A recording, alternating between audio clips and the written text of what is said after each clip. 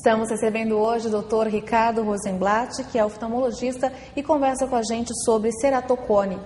Doutor, então, falando mais aí sobre essa doença, quais são os tratamentos para essa doença? Bom, primeiramente os tratamentos mais antigos, que é o tratamento mais usual, é o uso da lente de contato. Quer dizer, existe uma lente de contato específica para tratar esse problema. Para corrigir. Para corrigir a córnea. Quer dizer, então a lente de contato, ela vai aqui na frente do olho, né? Então você imagina que aqui está a córnea novamente, e ela forma um bico no ceratocone. Então uma lente de contato dura, lente de contato rígida, que a gente fala, ela vai por cima do olho e aplana a córnea, né? Fazendo com que a visão, a superfície se normalize e a pessoa consiga gerar uma imagem nítida aqui no fundo do olho, que é a retina, né? É uma lente só para acertar mesmo, no caso, esse formato, não Exatamente. é? Ela pode não ter grau nenhum.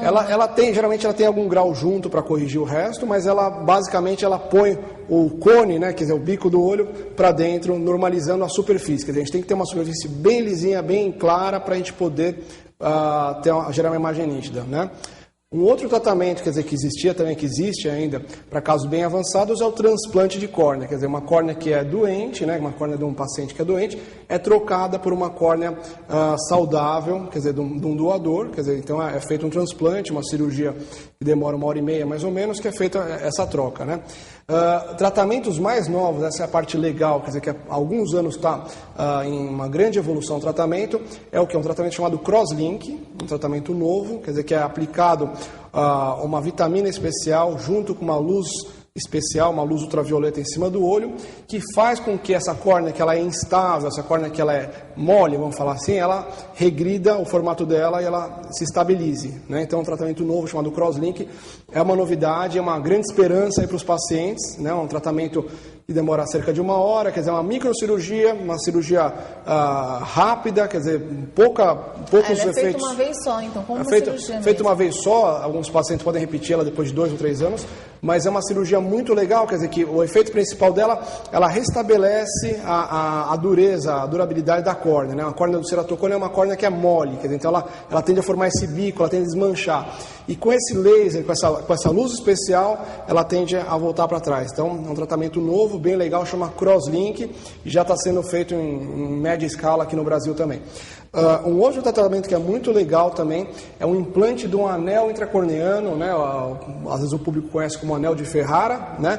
É um anel que é colocado dentro da córnea, não é uma coisa que você põe e tira, mas é um implante, também é feito uma microcirurgia com uma anestesia local, né? É colocado dentro da espessura da córnea, esse anel, é um anel de material inerte, quer dizer que ele não reage, não sai, nem se tira ele, e ele faz também com que a córnea, que ela estava bicuda, ela volte a se aplanar, né? Então, com esse... É colocado mesmo, então, um anel? É colocado dentro da córnea, quer dizer, dentro da espessura da córnea é feita uma microcirurgia, através de um túnel se põe dentro da córnea esse anel, que garante a volta da córnea, esse anel que vocês estão vendo no vídeo, né? E ele faz com que a córnea ela se aplane, né? Então esse bico que a gente estava mostrando na outra imagem, ela volte para trás, fazendo com que a córnea fique mais plana, garantindo uma visão melhor, né? Vamos ver as imagens aí novamente, a gente vai mostrar. É exatamente isso então, doutor? Exatamente, quer dizer, colocado um anel, quer dizer, aí nesse vídeo está mostrando bem certinho, é colocado um anel dentro da córnea que ele fica permanentemente, não é uma coisa que você põe e tira, né?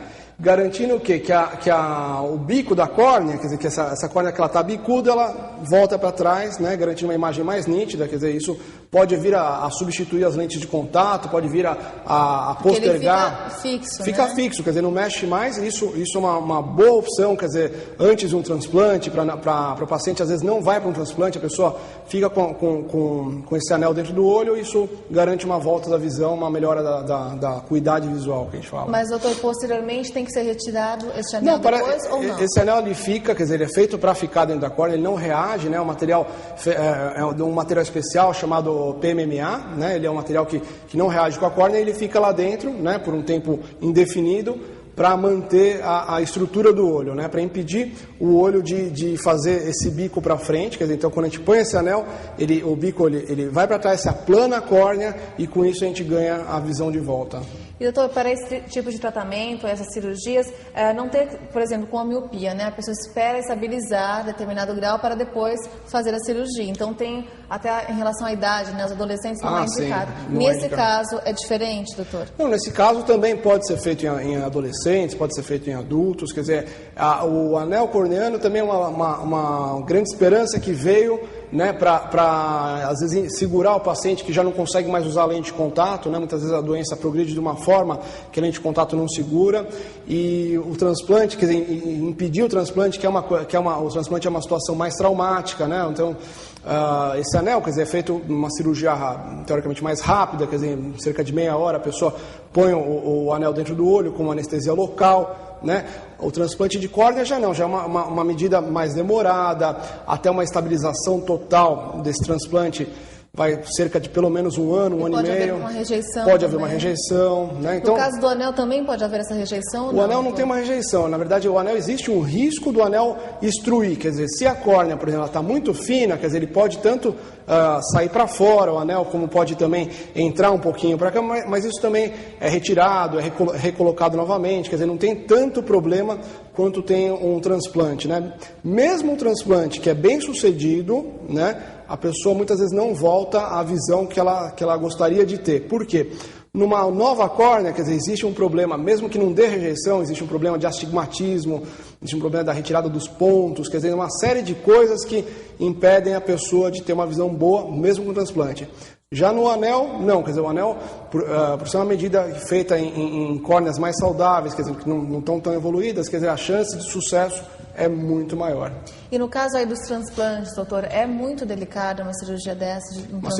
É difícil encontrar o doador? Olha, hoje em dia, quer dizer, no Brasil a situação melhorou bastante de alguns anos para cá, muitos bancos de olhos desenvolveram bastante, existe uma campanha pública para doação de órgãos, então, inclusive, há um alerta aí para todos os telespectadores que sejam doadores, que ajudem as pessoas que não enxergam a poder voltar a enxergar, quer dizer, então existe uma oferta maior, a coisa está melhorando, ainda não está 100% como está nos Estados Unidos, que não existe uma fila, mas assim, a tendência, se Deus quiser, em breve está também sem fila no Brasil todo também.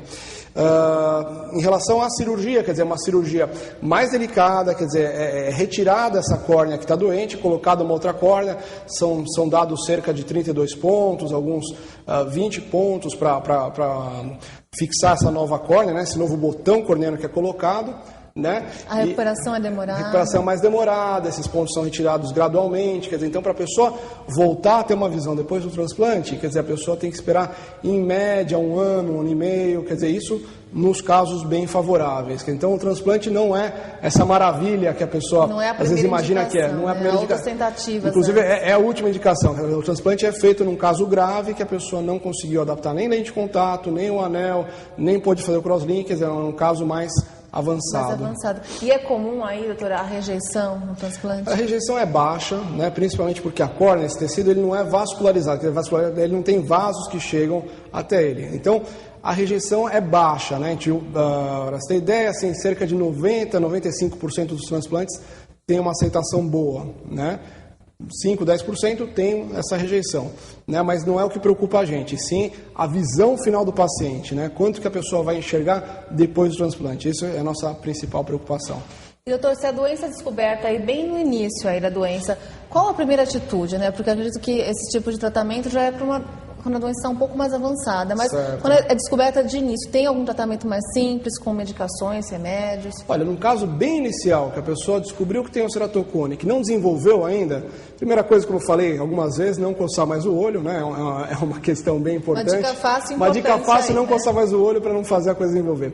Segunda coisa, quer dizer, acompanhamento, quer dizer, não deixar a coisa desenvolver demais, não deixar perder o pé do tratamento. Então, evitar o uso de lentes de contato gelatinosas, quer dizer, evitar manipulação ocular, né? Muitas vezes só com o óculos, num caso bem inicial, e se a pessoa também ajuda, né? Então o paciente fica com uma visão boa, uma visão de 100% a vida toda. E consegue parar, brecar a doença. E consegue brecar a evolução. Agora, se a pessoa não consegue brecar essa evolução, quer dizer, a gente passa primeiramente uma lente de contato dura, depois tenta pensar num anel, num crosslink e, em último caso, o tratamento final, um transplante. Mas, primeiramente, é importante lembrar do acompanhamento, de não manipular o olho, ou manipular o mínimo possível, né? Doutor, chegaram algumas perguntas aqui dos nossos telespectadores. A primeira é da Karine Hernandes, de 25 anos, do Rio de Janeiro. Ela pergunta o seguinte: quem usa aí a lente de contato, né, pode desenvolver a doença, né, o ceratocone? Ela é mais propícia a desenvolver a doença? Assim, pessoas que têm a predisposição prévia, né, de ter o ceratocone, o uso da lente de contato pode sim vir a desencadear esse desenvolvimento. Por quê? Existe uma manipulação aumentada do olho, existe a própria lente de contato, quando ela está na córnea, ela raspa, ela mexe, quer dizer, então isso aumenta a manipulação, mas isso numa população específica, uma população que já tem a tendência.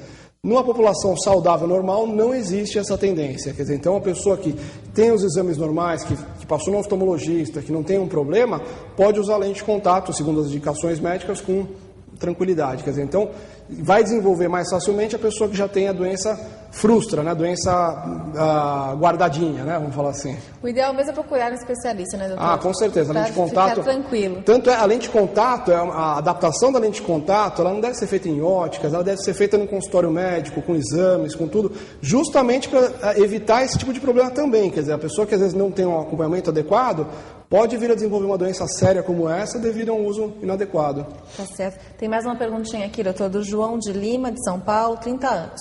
Ele pergunta se o sabonete e shampoo nos olhos pode prejudicar a visão ou desenvolver alguma doença. Como evitar, nesses casos aqui, né, acho que no banho, deve ter algum problema com o shampoo, de coçar o olho na hora, doutor? Coçar o olho. Quer dizer, olha, eu acho que assim, o olho, né, é bastante delicado, como a gente falou, né, João? Então, assim, lógico, na hora do banho, quer dizer, a gente tem que evitar fechar os olhos, quer dizer, não manipular de uma forma excessiva os olhos, nem coçar, quer dizer, então, todo o contato que a gente evita de coçar os olhos é positivo. Então, mesmo se for o caso de evitar fechar os olhos na hora de tomar banho, de não deixar cair o shampoo, já é uma medida bastante adequada para você evitar esse problema também. E até acho que a água, né, também com a água, mesmo água de piscina clorada também é nociva para o olho, mesmo a água de torneira, quer dizer, todos esses tipos de água, elas contêm microbactérias, como por exemplo a cantameba, que é